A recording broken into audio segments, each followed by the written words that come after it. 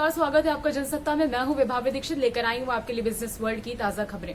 Reserve bank of India ने बुधवार को रेपो रेट को बढ़ाने का ऐलान किया है। आरबीआई ने कई सालों के स्तर पर पहुंची हुई महंगाई के कारण 0.50% रेपो रेट में बढ़ोतरी की है।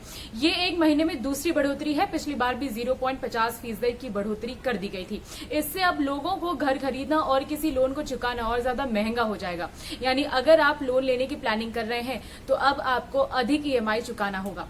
50 बेसिस पॉइंट रेपो रेट में बढ़ोतरी के बाद अब नई दर 4.90% हो गई है।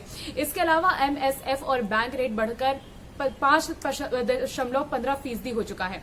आरबीआई गवर्नर शक्तिकांत दास ने कहा कि एमपीसी ने सर्वसम्मति से पॉलिसी रेपो रेट दर को 50 बीपीएस बढ़ाकर 4.90% करने के लिए मतदान किया। उन्होंने कहा कि इस कारण स्थायी जमा सुविधा एसडीएफ दर को 4.65% और सीमांत स्थायी सुविधा एमएस दर और बैंक दर को 5.15% तक समायोजित किया गया। इस बढ़ोतरी में लोगों को अब ज्यादा लोन चुकाना पड़ सकता है। साथ ही बैंक रेट बढ़ने से एफडी और अन्य स्कीम दरों में भी बढ़ोतरी हो सकती है।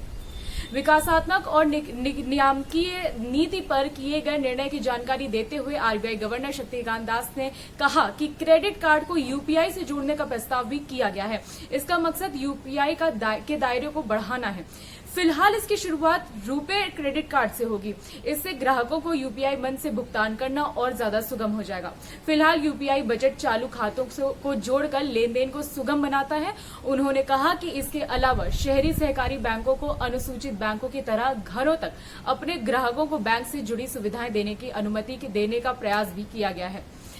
साथ ही राज्य सहकारी बैंकों और जिला केंद्रीय सरकारी बैंकों को वाणिज्यिक रियल एस्टेट रिहायशी मकान के लिए कर्ज देने की मंजूरी भी दी गई है।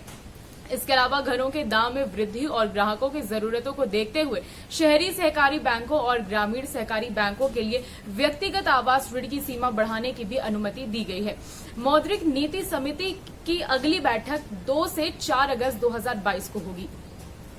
जर्मनी की sports luxury car company Porsche ने भारत में पुरानी यानी सेकेंड हैंड कारों के बाजार में अब कदम रखा है। पोर्श अप्रूव्ड कार्यक्रम अब पुरानी कारों पर 12 महीने की न्यूनतम वृहद वारंटी के साथ देश भर में उपलब्ध है। इसमें सड़क किनारे 24 घंटे की सेवा भी शामिल है।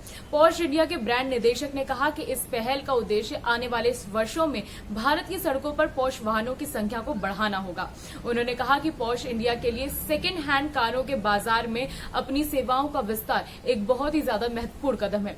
ये कार की बिक्री के बाद ग्राहकों को संतुष्ट करने की हमारी प्रतिबद्धता को दर्शाता है और इसके साथ ही उन ग्राहकों के प्रति भी हमारी प्रतिबद्धता को बताता है जिनके पास कभी पोर्श वाहन नहीं रही है।